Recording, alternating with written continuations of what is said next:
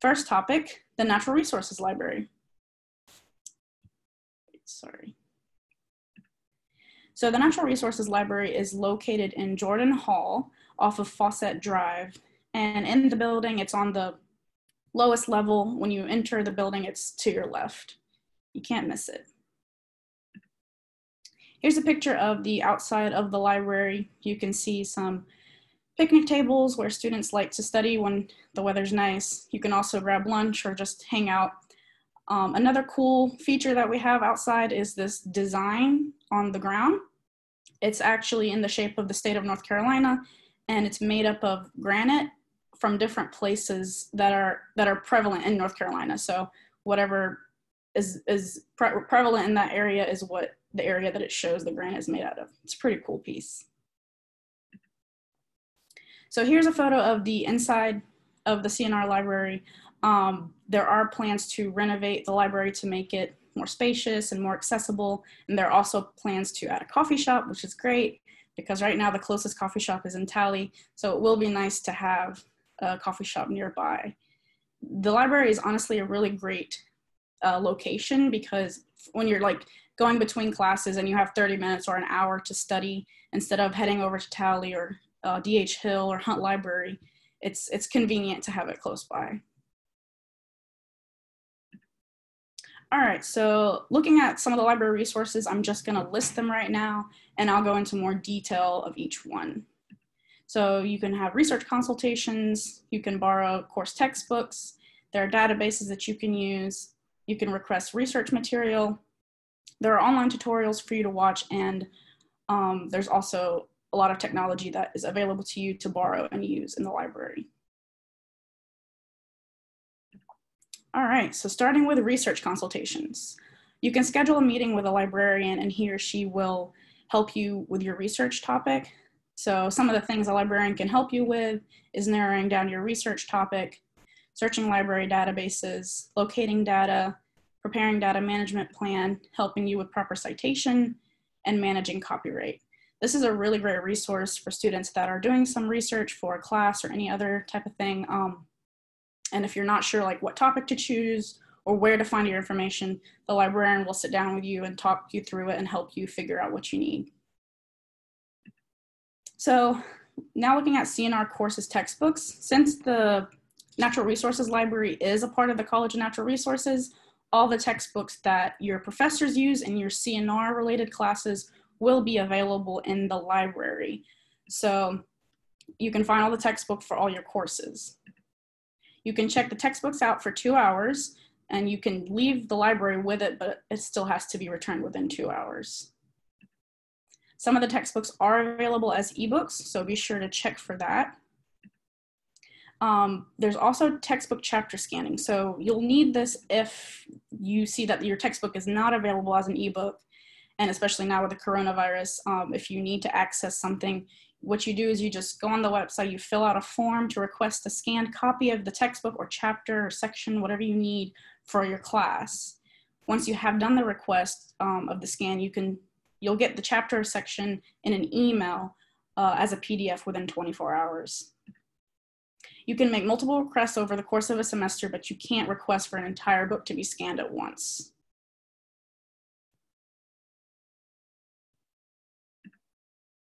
All right, so looking at some of the databases, NC State provides students with a wide variety of databases. These databases are filled with articles, books, and research papers. You can use these databases as a resource when you're doing a research project, and you can find information on many different topics, anything from the environment, religion, health, politics, anything. You can narrow it down to find exactly what you need. And here to the left, you can see a list of article databases that are listed on the Natural Resources Library website. So you can see some GeoRef, MGA, PaperChem, Web of Science, and there's a bunch of other ones that you can find. So another thing the library has is requesting research material. So if the library doesn't have what you need, you can go to the library website and place a request if you need an article, book chapter, conference proceedings, dissertations, theses, and standards. This is done through TripSaver. So, and you can get an any of these things from either another NC State library that's within the college. So say there's something at DH Hill or Hunt Library that you need, they can send it over to the Natural Resources Library if you request it. But you can also request from like Triangle libraries. If it's not even within NC State, you can request from outside. So that's very nice. Another thing that's available is online tutorials. You can find this on the website. This, I would say, is helpful all throughout your college career, but definitely as an incoming student to kind of get a basis of understanding of different things. You have things like evaluating sources for credibility, an introduction to citations, once again, looking at sources, peer reviews, and picking your research topic, among many other things. So be sure to check those out. Now, looking at technology that's available to you from the library, there are Windows and Mac desktops available inside the library itself. Some of the software that's available on these desktops include Microsoft Office, MATLAB, Python, and many others. There's also one BookEye overhead scanner, and if you've never seen what this looks like, there's a picture there to the right, so you can scan what you need to scan. There is one black and white printer and one colored printer, and if you do need to print on campus, it is 10 cents per black and white page, 25 cents per colored page. Now, I do have to say you need to pay with your all-campus account if you are printing on campus, and that is what's connected to your ID card, also known as your Wolfpack One card. So you can't pay cash, you can't pay with a credit card, your personal credit card, you have to pay with your all-campus account in order to print on campus. So if you do need to do that, make sure you have funds in that account before you print. Now, looking at technology that you can borrow from the library, borrowing devices are on a first come, first served basis. Some of the devices are by request only, so be sure to check that. So here are some of the things that you can borrow from the library: projector, iPad, headset with microphone, video cameras with microphone, which are really helpful to eliminate background noise. You could borrow calculators for tests or exam if you forgot yours, flash drive, and various cables. So here are some other things that you can borrow from the library. You can see Chromebook, a chemistry modeling kit, Apple Pencil, digital recorder, external DVD drive, a GPS, and many, many others. And if you look underneath each one, you can see the borrowing period. So 8 hours, 4 hours, 1 week, or 2 weeks, and different, each one varies. So be sure when you're checking, check two things when you want to borrow something. Check if you have to request the item, as well as how long you can borrow it. So I just wanted to quickly go over coronavirus response. Currently, all NCSU libraries are closed. You can reach a librarian and help virtually. Starting Monday, July 20th, Hill Library will be open Monday through Friday from 8 a.m. to 5 p.m. to NCSU students and NCSU personnel. Then on Monday, August 3rd, libraries will be open to the public with modified hours. And as I mentioned, you can get help from a librarian and chat online with a library employee online. Here to the right, I put a picture of the Natural Resources Library chat box. I've used this myself. It's actually pretty good, especially now if you have a quick question during the coronavirus times, or like you need to know how to get to a page, you can send a quick message and someone will respond. They're usually pretty quick at responding, so it's very helpful. All right, and that's everything I have for the presentation. I just wanted to quickly show you the website itself to show you some of the things that I went over.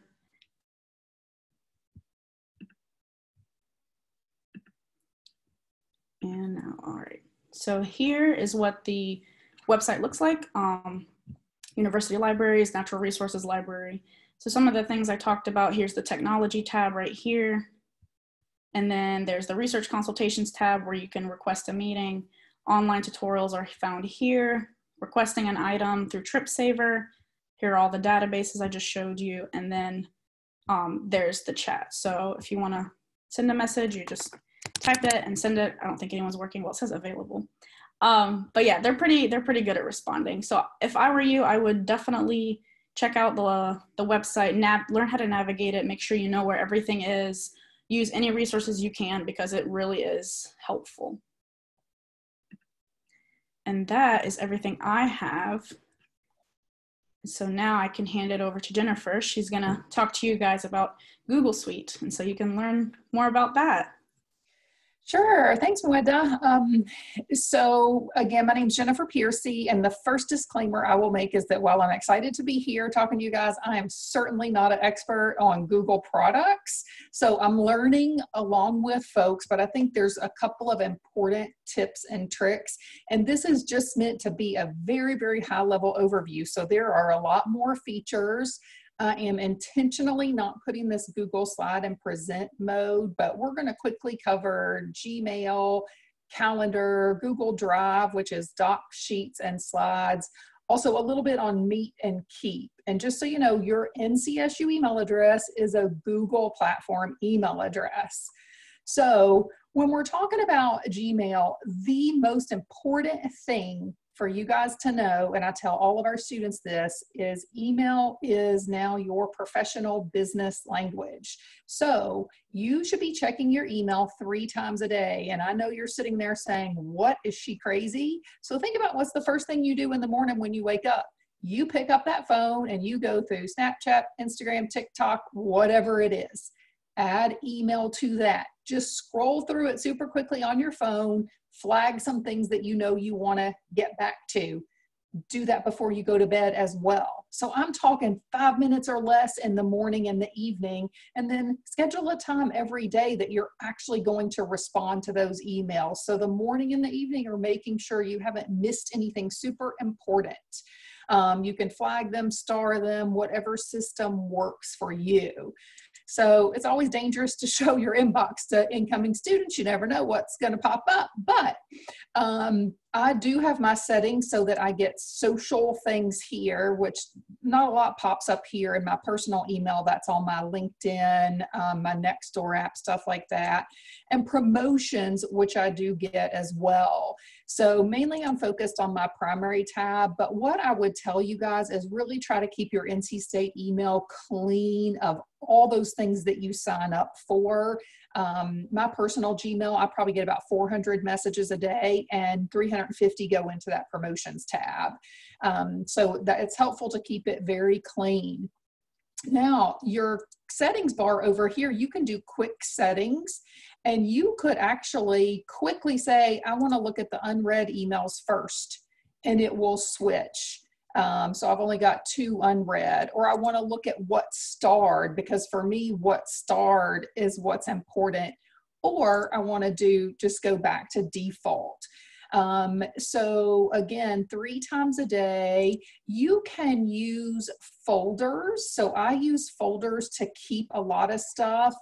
I don't like to use the labels because the labels keep them in your inbox, and my inbox are things that are to do. So just make sure that you're managing your email well and figuring out what works best for you. Now, one quick tip that I will tell you is I have this special folder with 2 stars ahead of it, so it shows up first in alphabetical order, called To Do. Here is a common occurrence. So say Miss Yvonne emails me and says, Jennifer, I need A, B, and C from you. I know A and B, but I don't know the answer to question C. So I email another colleague of mine and say, hey, I need to know, whatever Yvonne wanted to know was C. And then I kind of forget because I'm anticipating that my colleague will reply, then I will remember, then I will get back to Yvonne. Well, if that colleague misses it, they're out, they don't have time, something happens, a week goes by and Yvonne's like, hey, Jennifer, I'm still waiting on this. And then I feel super bad. So if I've got something that's kind of pending, that could be another thing to call it, I stick it in this to-do folder. So what that means is I've done what I can do for now, but there's still action left. And then once a week, I try to go through that, or maybe even sooner. So that's a tactic that you can use that I've kind of learned to use. And it helps me a little bit as well. So make sure that you're going through and kind of familiarizing yourself with the different features of Gmail. So now your calendar. Please note it is university-wide. Again, this is kind of common business language for the next however many years you're going to be in college to schedule appointments. You can also do, you can make them hangout appointments, Zoom, notes, attachments, all kinds of stuff like that, and setting reminders. So if you're looking at my calendar, here's what I see, right? So I thought I was going to be on vacation this week, but clearly I'm not. So I had held the entire day. So that way no one could schedule over me. Now, if, for instance, these are other calendars of people who've actually shared their calendar with me. So I could look at, let's say, one of my colleagues, Brittany Hayes. So I don't see what she's doing, and that's a feature, but I can see that she's busy. So I know not to schedule a time with her. Now, some colleagues I have, they share all the details so I can see, you know, exactly what it is that Paula will be doing. So when people share their calendar, or when you share your calendar, you can make the settings so that they can see everything. They can only see free or busy. You can also make it to where everybody in the university sees free or busy. Now, I don't have Moeda's calendar already, but I can pull her up and say, okay, you know, she's got this nice feature where she said her working hours are essentially 9 to 5. So that lets me know that I shouldn't schedule anything outside of those hours. But for instance, she doesn't have anything tomorrow. And when her calendar is pulled up in this green space, I can scroll through here and start to make something and see it is already Moeda and I to have a meeting. Now, I don't want to just leave it as this. I kind of want to put a title there and tell her what it was I want to talk to her about. Then I can make it a Google Meet or a Zoom meeting, and I'll just do this as a test. Whether we can delete it later. So I make it as a Zoom meeting. I'm going to send it, and that will send an email to her. So for instance, this is one that I received from one of my colleagues. It's an invitation to join this meeting.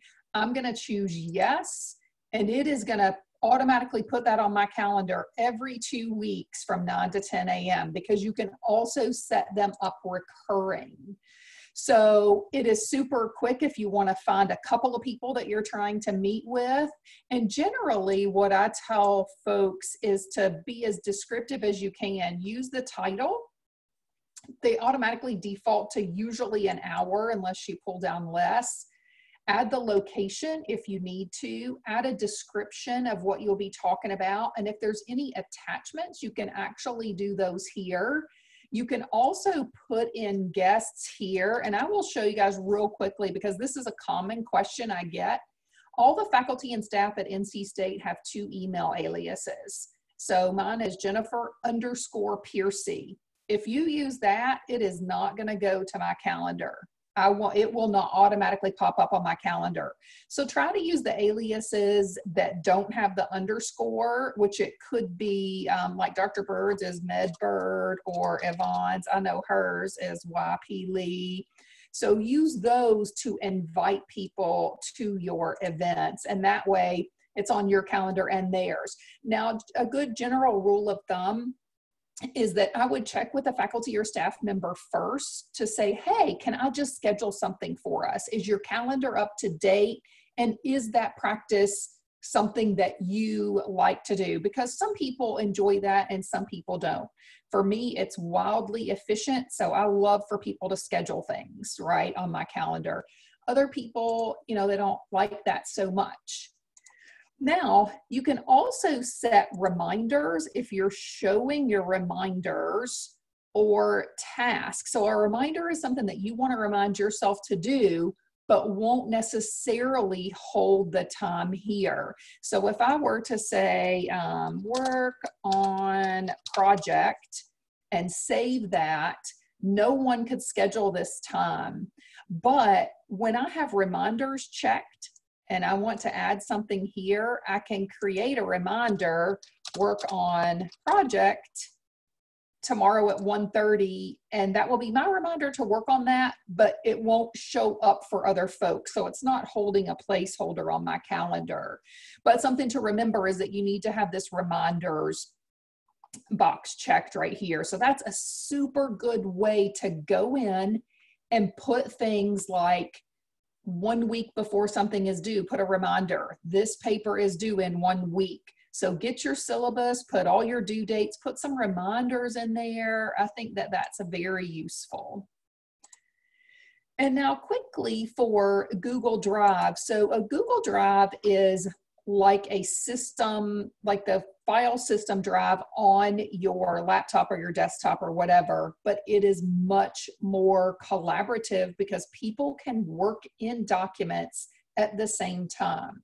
So in Google Drive, you have your own drive, you can create folders. I have mine on recent. So I've got all these different folders. It's got some of my most recent documents. As you can see, I use this a whole lot. And if I look at recents, you can create a doc, which is like a Word doc, a sheet, which is like Excel, slides, which is what my kind of talking line was, forms, which would be good for a survey or any type of information you want to collect. And so I made this test document quickly today, and I just cut and pasted the description for today. So say, for instance, Moeda and I were collaborating on this and working on it. I can put a comment here and just tag her and say, hey, this is a great description. And then she can say, okay, you know, Jennifer likes it, it's resolved. Or if there's action, I can actually assign it to her. So as a task for her, I want our students, our parents allowed to come or something like that. And then she can either do the to-do and check it off or send a reply and say, no, we only want this for students or whatever. So you can add comments with sheets and docs and everything else. And so I can see that Moeda is working in it now. You can tell there's her little icon. And what if you just want to type something? If she types something, it will show up in real time. So she said, yes, parents are allowed to come. And if she wants to go add things, this way, you're not emailing documents back and forth, wondering who has the most current version. And in using the Google Drive, you can either start anew with a fresh Google Doc, or you can upload a file. Now, I will tell you that if you upload a Word document, it will show, I don't know if I have any like this, it will show as a W here. Oh, here's one. Interview questions. It shows as a W, but to make it collaborative, you want to open as a Google Doc and then save as a Google Doc. Now that will appear twice in my drive, once as the Word, uploaded Word, and once as the Google Doc. Then I just delete the uploaded Word. So just make sure that you've got everything saved as docs or sheets. It's a great way to work collaboratively, and we will do this as a recruitment team a lot. We'll start a presentation for a particular event, and everybody can add their own slides, make comments, edit, all that kind of stuff. So now, very quickly, chat, meet, and keep. So chat also is here. I have some people that I chat frequently, but say, you know, I'm looking for somebody. Again, I can find Moeda and say it shows me. This is sort of like your text messaging or your instant messaging platform. So I can send her a quick little message. I now know she's active and she can send that back. And you can find people here. Also, you can start meetings or join meetings. Like if I said, hey, let's talk face to face, I could start a Google Hangout and send her the link and she could join. So the meet is like a Zoom. Now keep and tasks. So for instance, over here on my screen, the way it's set up, there's little icons here where I can immediately go to my calendar or keep or tasks. For some people, it's up here and you can always check your apps. But for keep, I can show some of my notes and tasks, or I can fully create a tab of that. And the thing that I like about Keep is that you can create cards. So for instance, we created for Paper Science a student services card, and this was my list of things to bring up in every student services meeting. I can share this card with somebody else. So it's very collaborative, but you can't really do deadlines. So deadlines are really good if you're using tasks. You can put tasks in there. And remember, if I put a task in here and I edit it and put a date and time, so tomorrow at 8:30 a.m., and then if I've got my tasks on over here, it will eventually show up. Once my calendar refreshes, my tasks are green. See, there it just showed up. So tasks and calendar, and also you can do reminders in Keep. That, remember, those were my blue. So I can set a reminder on my calendar, or I can do it in Keep. Now, I started using tasks, but I found that I liked Keep better. So that's what I mean. And you guys just really need to kind of play around with it and see what system works better for you and what you would like to do. So tasks are like a to-do list, and you can do a due date. And so the best piece of advice that I can give you is use the tutorials on YouTube and figure out what works for you. If you're just going to stick to the calendar and putting reminders on there, that is 100% okay. But know that you can use tasks and you can use Keep. Sometimes that gets overwhelming. So that's what I say, just figure out what works best for you. But the most important thing is using that email and making sure your eyes are on it kind of morning, midday, and night so that you don't miss something super important. So I think that's all I had, but you can put questions in the chat bar if you think of any. Thank you, Jennifer. Yeah, I forgot to mention this earlier, but yes, if you have questions along the way, go ahead and drop them in the chat. We'll leave 5 minutes at the end to answer questions. All right, Yvonne, it is your turn to take over. All right, thank you. All right, so my name's Yvonne Lee, and I do work in the Academic Affairs Office. So we are here to support you and to help you. What I want to talk to you about first is our tutoring service. So that is a free service to our CNR students. What I'm going to do is I'm going to share my screen, but I'm also going to send you the link. So if you want to go ahead, so you'll have it. And if you want to go ahead and look at what we're looking at. But let me try to share my screen here so you can see it.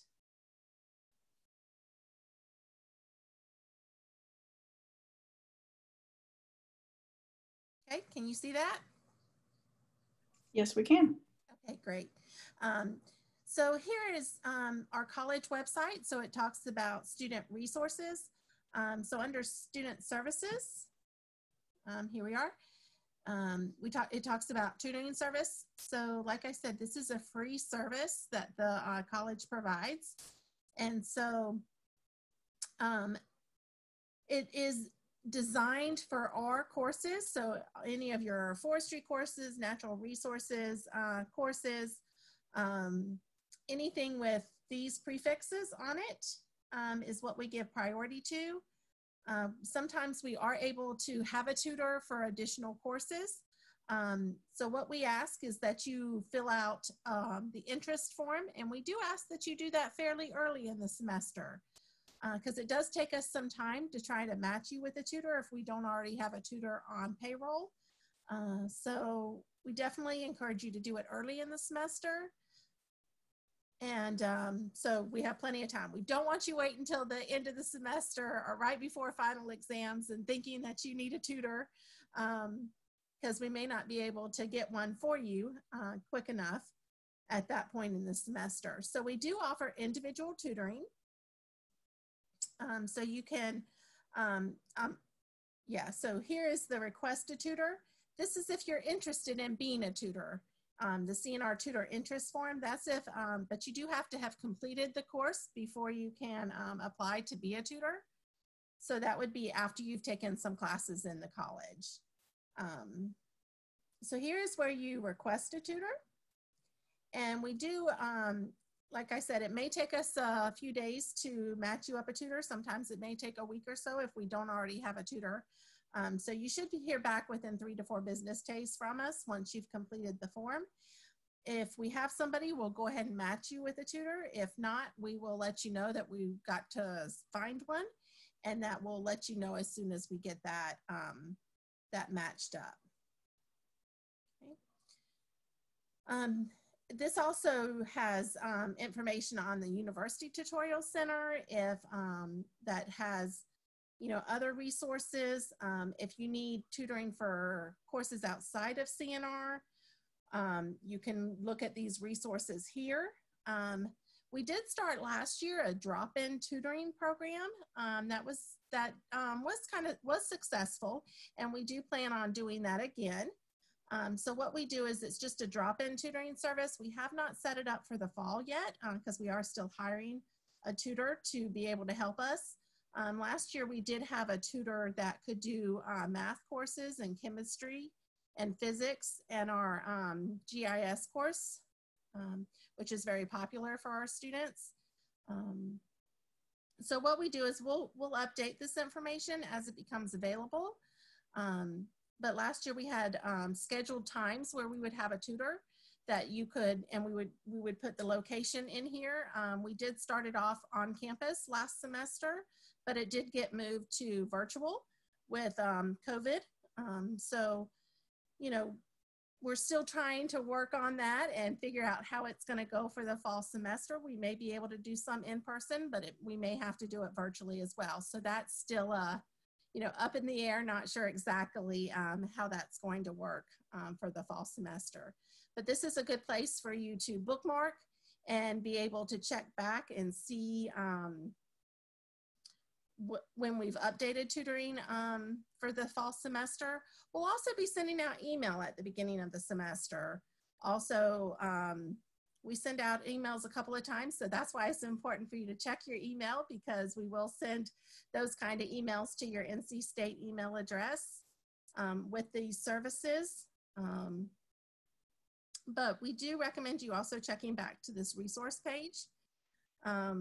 We'll also try to send it out after the semester starts, right? Because we know that some classes you're not going to get your first test back for a couple of weeks, maybe, depending on which class you're in. So we do try to send it out a couple of times in the semester. So I think that's all I have for the tutoring. So I also wanted to just go over some services that the office offers. So this is still a good page if you continue to scroll down. It talks about the Natural Resources Library that Mweta already talked about. There's also, we have a computer lab in Biltmore that students can use when there's not a class assigned in there. Also, if you need to reserve a classroom, if you need to reserve, you know, a room for events, we do have a reservation form that you can fill out if you need a particular space that the college provides. There's just also some more detailed information here about enrollment and registration. Keep scrolling down, talking about academic resources and policies. Everyone will be assigned an academic advisor. If you haven't been assigned one yet, that will be done either right before classes start or around that first week of classes. We're trying to get those in as soon as possible so that you'll have access to your advisor. So if you click on this link right here, it tells you about academic advisors. So I've got it up right here, okay? So this sort of talks about advising and what it is. So you definitely want to make sure that you make appointments with your advisor and you go see your advisor, because they are going to be a good resource for you during your career here at NC State. You know, they can help you to begin the semester. If you're having issues, they can also help you with university resources and making sure that you understand what is available for you. They're also going to help you with your registration. So you guys will have to meet with them before you can register for the next semester. So you definitely want to do do those meetings with them, and make sure you keep in contact with them, because they will be the ones that can help you with internships and finding research opportunities and that kind of stuff. They're going to be there to help you. But there are, here it talks about the advisor's job. What is it that they do? But also as a student, you are responsible as well. You need to get to know your advisor. You need to ask questions, right? So if they don't know the answer to the question, they're going to find it out for you. They're going to help you. If by chance they don't know and they are not sure how to find that out, feel free to contact me or contact our office. We are here to help and as a resource to help you figure those things out. So finding your advisor, you'll be able to find it in MyPack portal. It is listed under your student center. I do not have a way, because how I look at it in the system is different than what you see. And I know their registration records is working on being able to see like a test student and those kind of things where we can do demos, but we haven't gotten that yet. So it usually is in your student center, and it's usually, I'm assuming it's on the right-hand side on a column, and it will say your advisor. You can click on that. It will give you a link. It'll give you the advisor's information, their email address. I'm not sure if it gives telephone number and all that, but you can access the information there.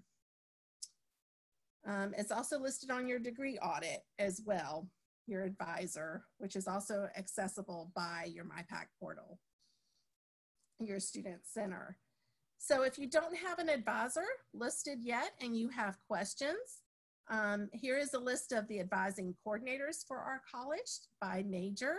So you can contact one of them if you have questions and you don't have an advisor assigned. So feel free to contact them if you need to until you get an advisor assigned. Okay. And definitely feel free to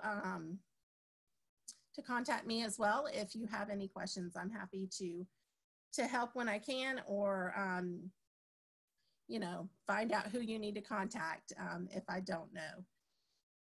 Another resource that I think is good for you to look at is the Student Services Center. This is through the university. Apologize, my mouse is going a little haywire here. So this is the University Student Services Center. Here you can access the calendars. So you can access the academic calendar. So this is the most up-to-date information that the university publicizes. You can look up exams, the enrollment, billing and due dates. It also gives a 3-year academic calendar.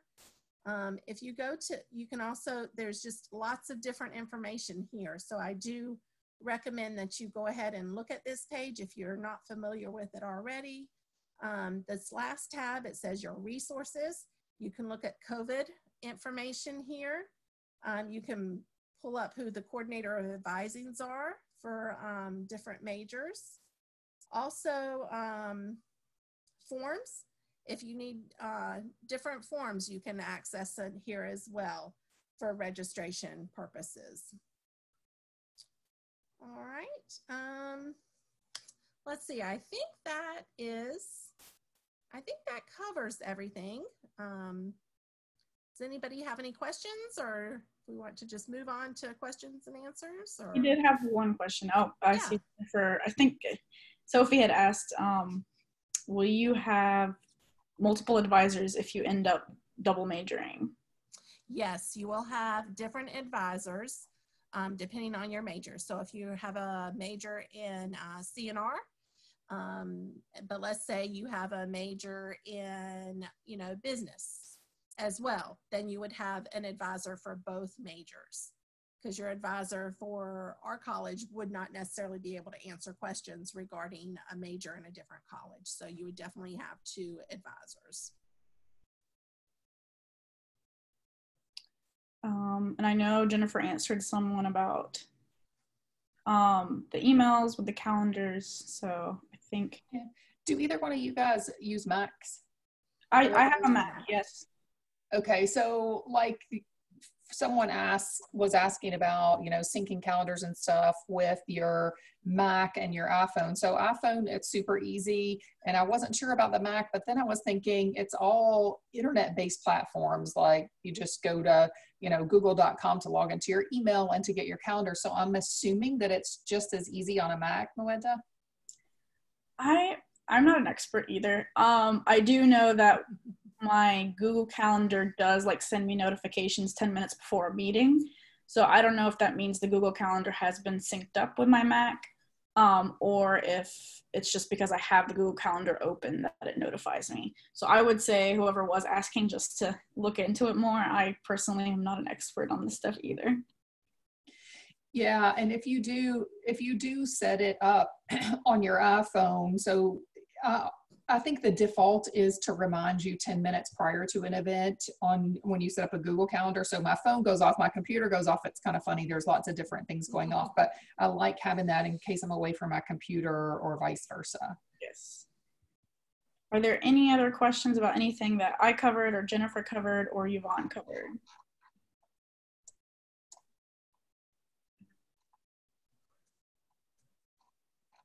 I know some people came in a bit later. I'm gonna go ahead and drop the check-in form one more time in the chat box. So if you came in late and you haven't filled out the check-in form, please fill that out. And if you have any questions, go ahead and send them. We'll hang around for 2 more minutes because I know some of you have your next meeting.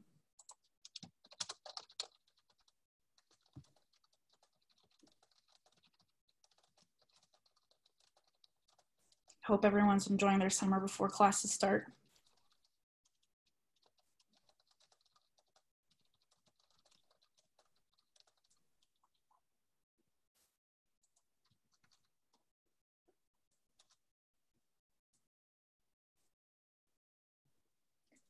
I feel like I went rapid fire, but the good news is there's tons of tutorials. If you just take the time now, don't wait till you get on campus, take the time now to kind of figure your stuff out. Yeah, it's definitely a lot of information. I realize that with the 3 of us giving them all this information, it's definitely a lot to take in. You're probably not going to remember everything we said, but as long as you remember, there's always a website to refer to and there's always a person to contact to ask about. So if you forget something, no big deal. Just email Jennifer, Yvonne, your advisor, me, or someone that is familiar with the college and just say, hey, can you help me with this? And everyone's definitely willing to help.